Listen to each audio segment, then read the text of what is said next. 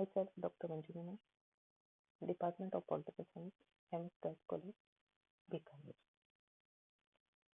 आज अपने लेंगे गुटनिरपेक्षता की कमजोरियां या विफलताएं या आलोचनाएं भी हम इनको कह सकते हैं, जिसमें पहले जो आलोचना लेते हैं, देखिए इसके जो आलोचक हैं जिनको लगता है कि गुटनिरपेक्षता में ये कमियां हैं, उनको हम आलोचनाओं के रूप में जो है लेते हैं। पहले जो आलोचना की जाती है इसकी, जो इसके आलोचक बताते हैं, वह है अवसरवादी और काम निकालने की नीति।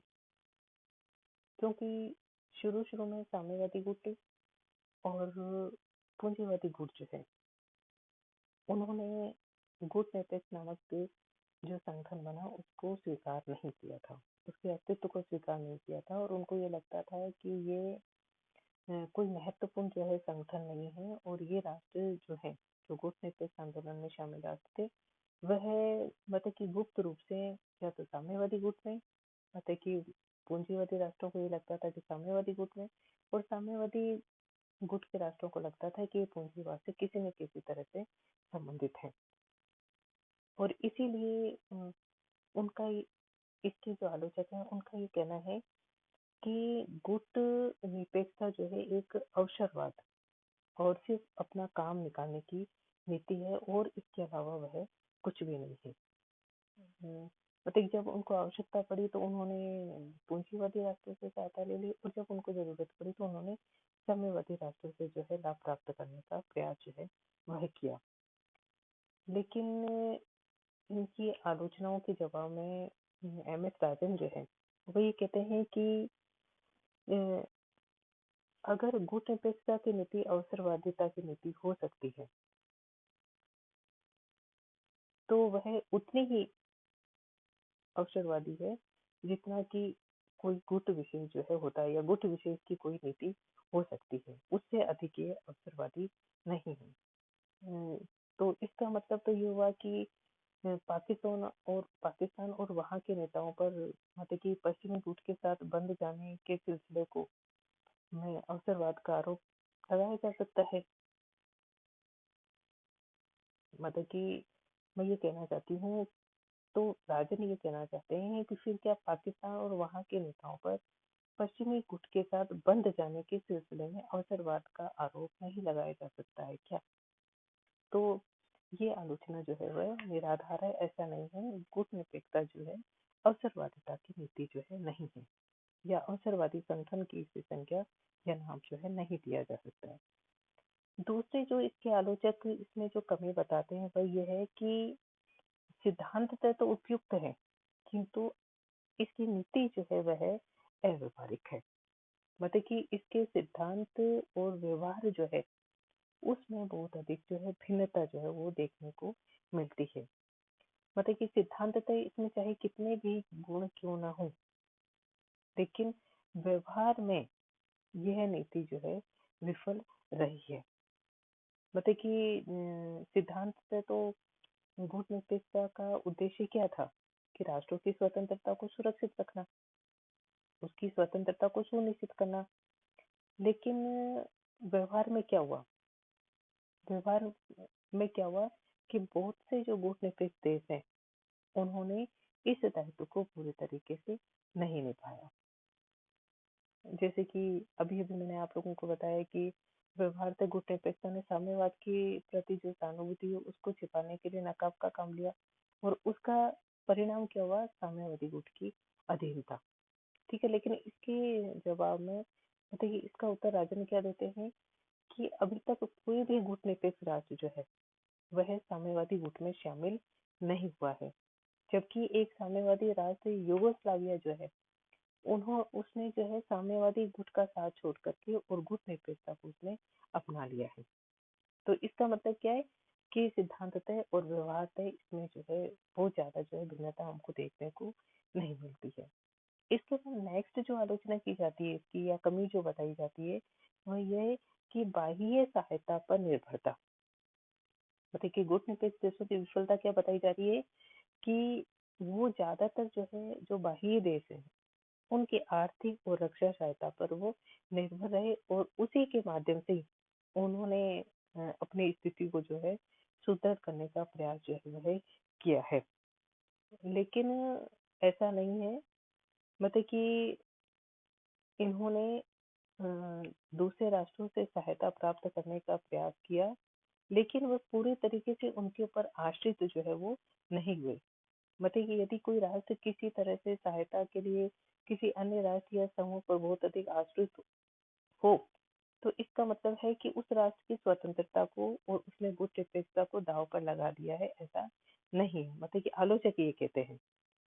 लेकिन अ, किसी देश को दोनों सर्वोच्च शक्तियों से बराबर बड़े परिमाण में आर्थिक और सैनिक सहायता प्राप्त हुई है, और यह बात अपने आप में इस बात का प्रमाण है कि उसकी वोटें बराबर ज्यों की त्यों बनी रही है। ऐसा नहीं है कि उसने सिर्फ एक ही गुट विशेष से सहायता ली है, दूसरे से सहायता नहीं ली, ऐसा नहीं। पता है कि जिस भी सहायता की उसे जिस गुट से सहायता की जरूरत थी उससे उसने लेने का प्रयास किया है। और बाह्य सहायता पर निर्भरता का मतलब ये नहीं है कि उन्होंने अपने देश में आर्थिक विकास या सैनिक विकास के लिए कोई कार्य जो है वो नहीं किया है। नेक्स्ट जो इसकी आलोचना की जाती है वह गुटनिरपेक्षता की नीति किसी तरह की सुरक्षा का साधन नहीं है। मतलब कि आलोचक जो है वो ये मानते हैं कि गुटनिरपेक्ष राष्ट्र जो है गुटनिरपेक्ष गुटनिरपेक्षता को ही अपनी सुरक्षा के लिए पर्याप्त मानते थे। मतलब कि उनका मानना था कि हम गुटनिरपेक्ष संगठन के सदस्य बन जाएंगे तो हम अपने आप जो है सुरक्षित हो जाएंगे। अ, तो जो आलोचक हैं उनका ये मानना है। तो जैसे कि 1962 में भारत पर चीन के आक्रमण ने मतलब कि भारत के लोगों को ये अनुभव करा दिया कि वर्तमान राष्ट्र समाज में जो सर्वथा आदर्श नहीं है, कोई भी चीज किसी देश की सुरक्षा का प्रमाण नहीं हो सकती है और गुटनिरपेक्षता भी नहीं हो सकती है।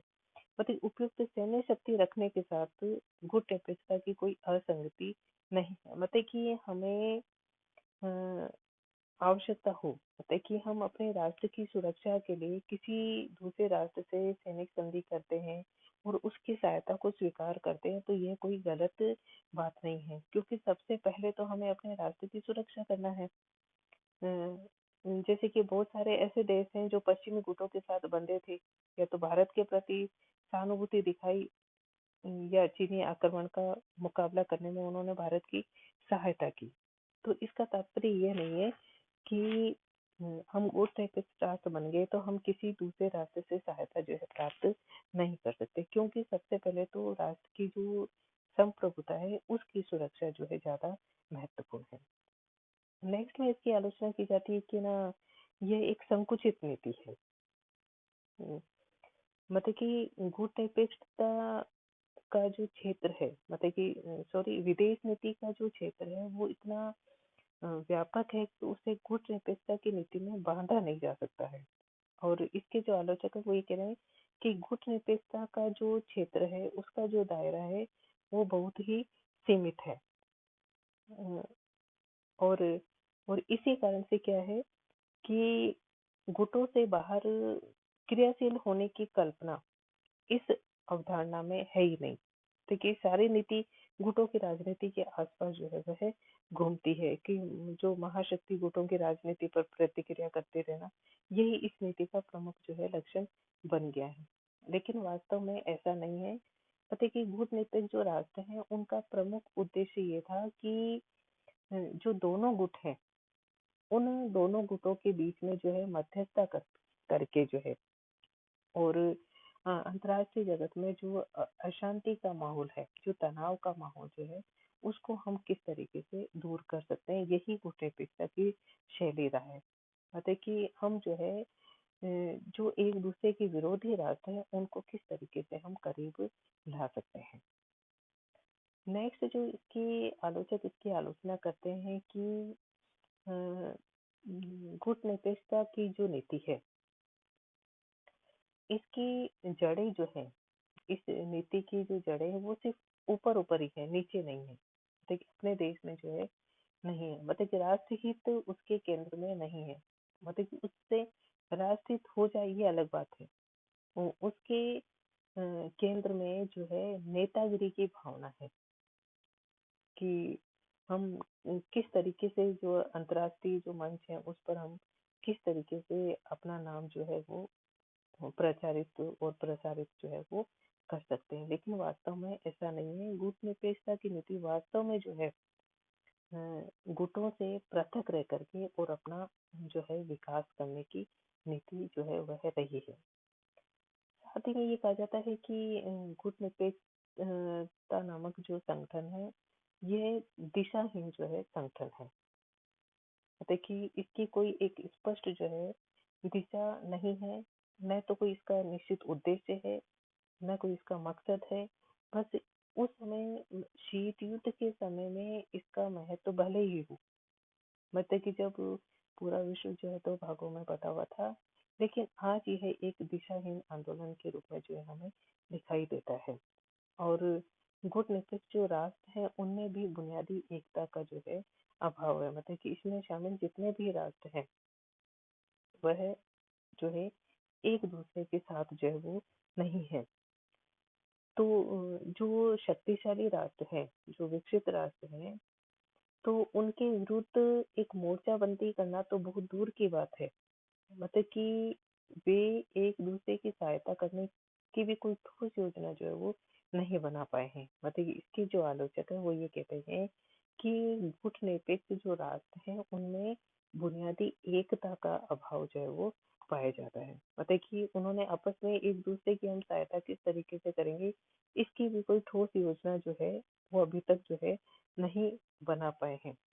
मतलब कि गुटनिरपेक्ष राष्ट्र जो है आपस में ही एक दूसरे का जो है शोषण कर रहे हैं, ऐसा भी उनके द्वारा जो माना जाता है। और इसकी आलोचना इस आधार पर भी की जाती है कि गुटनिरपेक्षता की नीति के द्वारा अंतर्राष्ट्रीय राजनीतिक व्यवस्था में जो शक्ति संतुलन के सिद्धांत पर जो चल रही है उसमें कोई उल्लेखनीय जो है परिवर्तन ये अभी तक नहीं कर पाए हैं। मतलब कि काफी लंबे समय तक शीत युद्ध चलता रहा और पूरा विश्व जो है दो भागों में बटा रहा। अपने और भारत विरोध के बावजूद अमेरिकी सेनाओं ने जो है कोरिया में, मतलब कि जो है कोरिया की जो सीमा है वो उसमें प्रवेश कर लिया और चीन ने तिब्बत पर कब्जा कर लिया। तो ये जो घटनाएं घटित हुई तो गुटनिरपेक्षता का इनमें कोई भी विशेष जो है दबाव जो है वो देखने को नहीं मिला। मतलब कि अंतर्राष्ट्रीय जगत में इतनी सारी घटनाएं हुई, चाहे वह हम अरब इसराइल युद्ध की बात करते हैं या हम अफ्रीकी और एशिया में उपनिवेशवाद के मतलब कि प्रभाव और प्रसार की बात लेते हैं। लेबनान के लिए, हंगरी के लिए, इतने सारी चेकोस्लोवाकिया में जो सोवियत फौजें होती थी उनकी बात लें तो इनके आलोचक ये कह रहे हैं कि इनमें गुटनिरपेक्ष देशों ने पर्याप्त जो है अपने बल का जो है प्रयोग नहीं किया और इसी कारण से अंतर्राष्ट्रीय जगत में गुटनिरपेक्षता की कोई स्पष्ट छाप या छाप जो है हमें कोई दिखाई नहीं देती है कि इन्होंने कोई विशेष या उल्लेखनीय ऐसा कोई कार्य किया हो राजनीतिक व्यवस्था में परिवर्तन करने का। और इसके आलोचक ये भी इसके ऊपर आरोप लगाते हैं संगठन पर कि इसकी कोई अपनी कोई निश्चित विचारधारा या सिद्धांत जो है वो नहीं है। यद्यपि लगभग 120 के करीब देश जो है इसके सदस्य हैं, लेकिन उन इन देशों में जो है शासन व्यवस्था जो है वह अलग अलग है। जैसे कि हम भारत, नेपाल और श्रीलंका जैसे देशों की बात करते हैं तो वहाँ लोकतांत्रिक है, लेकिन मोरक्को और इथोपिया की बात करते हैं तो वहाँ पर राजशाही है। तो गुटनिरपेक्षता में अ, मतलब कि कोई निश्चित मूल्य की जब हम बात करें तो वह हमें इसमें जो है नहीं दिखाई देता है। और ये कुछ ऐसे कारण हैं जिसके आधार पर इसके आलोचक जो है अ, इसकी आलोचना जो है करते हैं और वो ये कहते हैं कि युद्ध या संकट जब आता है तो उस समय गुटनिरपेक्ष देश जो है वो अकेला रह जाता है। मतलब कि कोई भी दूसरे जो राष्ट्र जो है जो गुटनिरपेक्षता में शामिल राष्ट्र हैं वह मतलब कि उनकी किसी भी तरीके से सहायता जो है वो नहीं कर पाते हैं और इसी कारण से वो गुटनिरपेक्ष संगठन में जो है ये कमियाँ मानते हुए इसकी आलोचना जो है वो